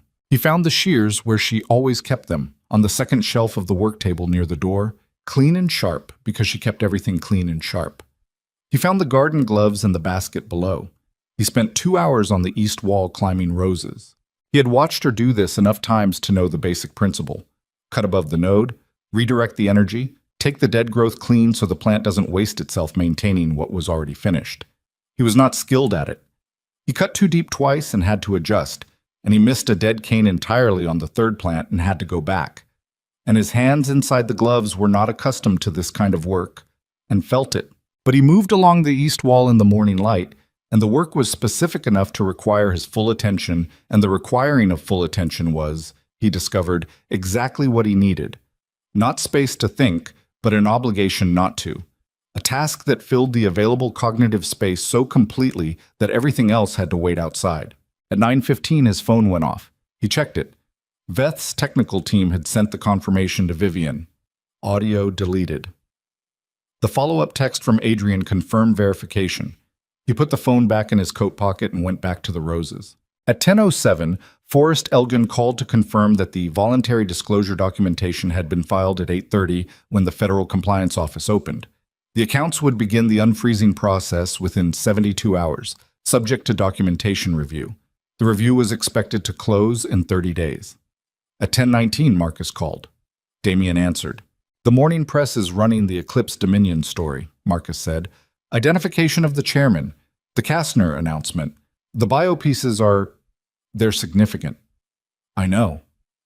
There's going to be questions about your relationship to Eclipse, about handle the initial inquiries with no comment and refer them to the statement Elgin is drafting, nothing else until I'm back in the city.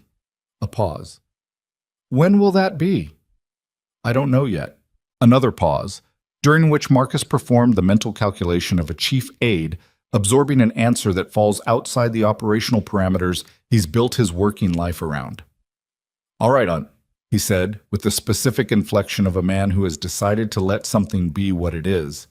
The Hargrove withdrawal notice went out this morning. Hargrove's office called to confirm receipt. No hostility in the call. Good. Victor says to tell you the Wren organization is, his word was, adjusting. He didn't elaborate. He won't need to. He ended the call and looked at the east wall, which was about 2/3 done. The finished section had a different quality from the unfinished section. Cleaner lines, the live growth more visible against the trellis, without the dead wood competing for visual space. The plant looked, if that was the right word, lighter. Like something that had been carrying unnecessary weight and had been relieved of it without ceremony, just clean cuts in the right places. He worked until noon. He ate lunch in the kitchen. Thomas made him something without being asked. Something simple. Eggs and bread and fruit, the kind of food that a body running on 4 hours of sleep and a 5:30 diner required. And he sat at the kitchen counter where she stood every morning for her coffee, and he ate and looked out the window at the greenhouse and thought about the 4th year of their marriage. The dinner. The lamb. The thought experiment she had described with the animated precision of someone sharing something she cared about. He had asked for the salt. He sat with that for a while. He didn't try to convert it into anything useful.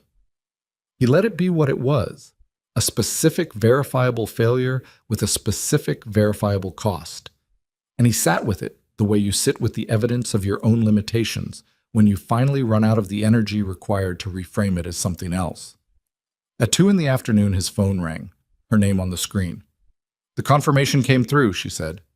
I know, Adrian sent it. The disclosure filing, Elgin confirmed at 10. A pause. You've been busy. I've been tending roses. A longer pause. The east wall? 2/3 done. I'll finish tomorrow. She was quiet for a moment. He heard, in the background, the specific acoustic quality of her Eclipse office. She had described it once, early in their marriage, a converted townhouse in the East 50s with good windows and a conference room that looked onto a garden, and he had nodded and said something about passing the salt, metaphorically, and had never asked to see it. He was hearing it for the first time now through 3 inches of phone and 15 years of accumulated distance. The press is going to be significant, she said. I know. The syndicate's public-facing operation will need repositioning. The legitimate businesses, I know, Vivienne. I'm not trying to manage you. I know that too. Another pause. This one had a texture he recognized from the diner at 5:45. Not the silence of 2 people with nothing to say, but the silence of 2 people determining what, of all the things available to say, was the right thing for the moment. I haven't been to the estate in 3 weeks, she said. I know. I could come this weekend. He looked out the kitchen window at the greenhouse, at the south-facing glass with the afternoon light coming through it, at the angle that made the light look like a choice rather than a condition. The east wall will be finished by then, he said. You can tell me what I did wrong. You cut too deep on the blaze variety. You always would. You're not patient enough with things that have thorns. He absorbed that. I'll work on it. I know you will, she said, and the way she said it was not warm exactly, and not cold. It was the way you say something when you've decided to mean it without performing the meaning, when you're tired of performing, and the genuine thing is what's left. I have calls until 7. I'll text you about the weekend. All right. Damien. Yes. The east wall has a section near the second post where the support wire is loose. The plant's been compensating on its own, but it'll need the wire reset before the frost or the cane will break. He looked out the window, though he couldn't see the second post from the kitchen. I'll find it. It's the 3rd horizontal wire from the ground. You'll see where the tension's gone. I'll fix it, he said. She ended the call. He sat for a while longer at the kitchen counter. Thomas moved around him with the acquired expertise of someone who has long since learned to work around the presences that occupy a kitchen without being fully in it. The afternoon light moved across the floor in the slow way. Afternoon light moves in October with the particular quality of a light that knows it's on borrowed time. In the weeks that followed, the story came out in pieces, the way significant stories always come out. Not in one clean revelation, but in layers, each layer revealing a new dimension of what had been there all along. The financial press devoted significant coverage to the identification of Eclipse Dominion's chairman. The profiles that emerged were, uniformly, The kind of profiles that get written about people who have done something so consequential for so long in such complete obscurity that the revelation of it carries the specific charge of a thing whose scale nobody had accurately estimated. The word brilliant appeared in 17 separate publications. The word extraordinary appeared in 23. None of them had a word for the specific quality she had that was not brilliance or extraordinariness, but something quieter and more durable. The quality of someone who had decided what she was building and built it without asking the room's permission. The Moreau Syndicate's public restructuring was announced 6 weeks after the gala, in a press release that Elgin drafted and Damien approved after 3 revisions. The legitimate operations were formally separated into an independent holding company. The criminal infrastructure, the parts of it that could not be legitimized, the operational machinery that had functioned in darkness for 30 years, began a managed contraction. Not an implosion. A controlled reduction, the kind that preserved the legitimate employment and the legitimate relationships and wound down the rest with the minimum disruption that minimum disruption allowed. Damien managed it personally. He had built it personally, and he owed it that. Victor Wren called him during the 3rd week of the restructuring and said, "You're actually doing it," with the tone of a man who had expected to be proven wrong and was conducting an honest accounting of having been proven right instead. "Yes," Damien said. "It'll cost you." "I know. The Hargrove relationship, the Serbian connection, I know what it'll cost, Victor." A pause. "You're not who I thought you were," Victor said. Not as an accusation, as the kind of statement that emerges when someone has updated a long-held assessment and is reporting the update honestly.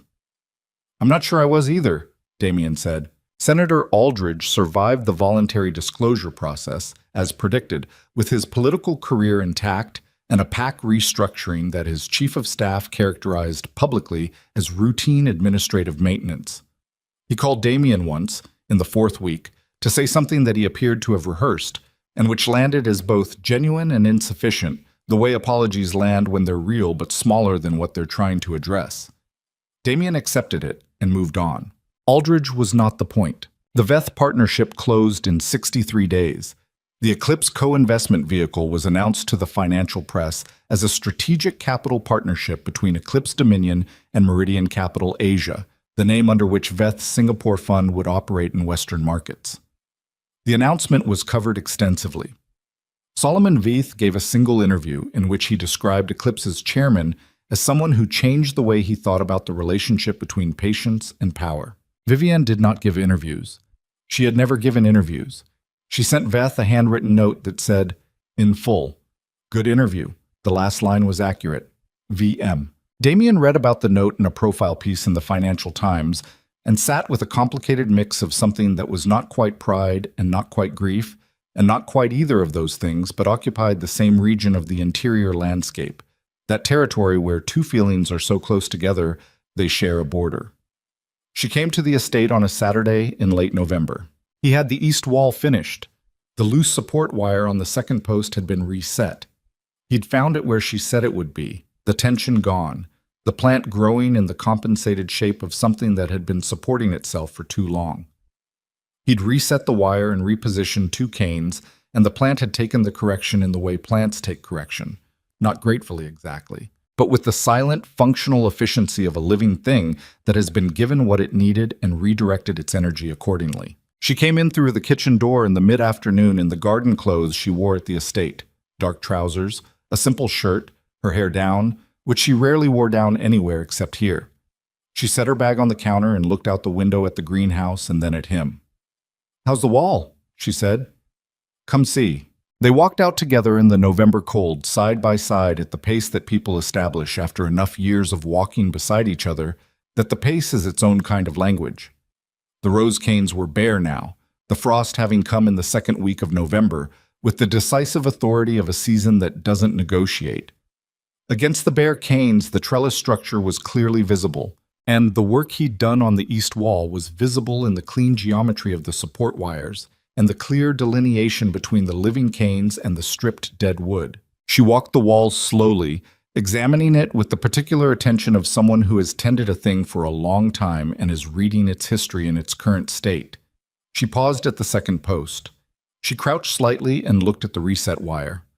Her fingers went to where the tension had been restored, testing it with a practiced pull that he recognized as the same gesture she'd used 100 times without him ever having registered it as a gesture of expertise. "Good," she said. "You sound surprised." "I'm not surprised."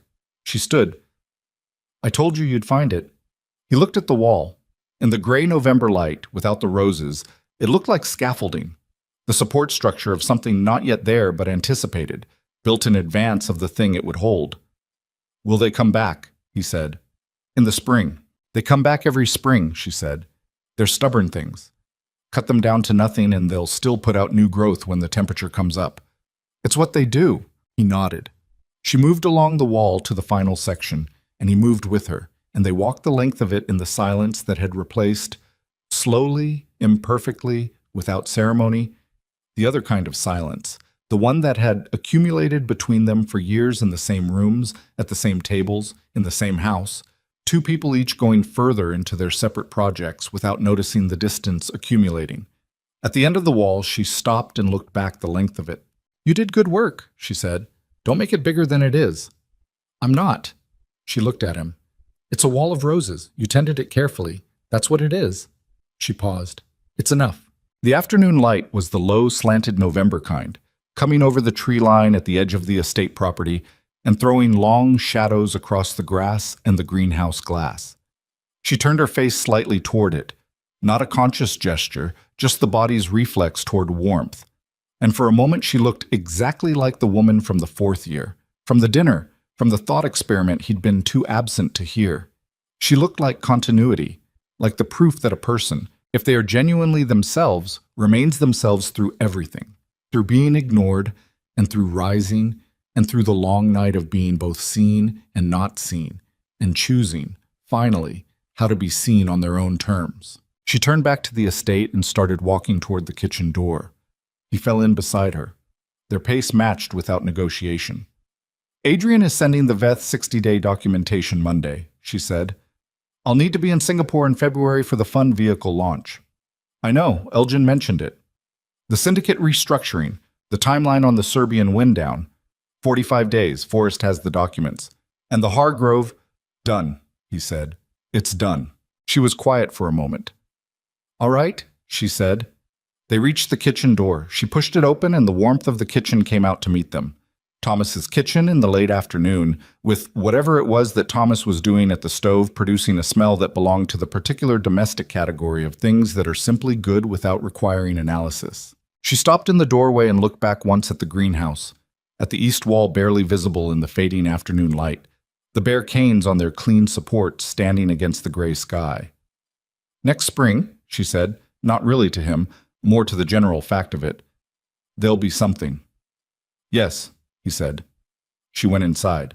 He stood in the doorway for another moment, looking at the wall in the fading light, at the structure he had spent 2 days building back into correctness, at the bare canes that held inside them, in whatever way living things hold what they require to become themselves, every rose that the season would eventually demand they produce.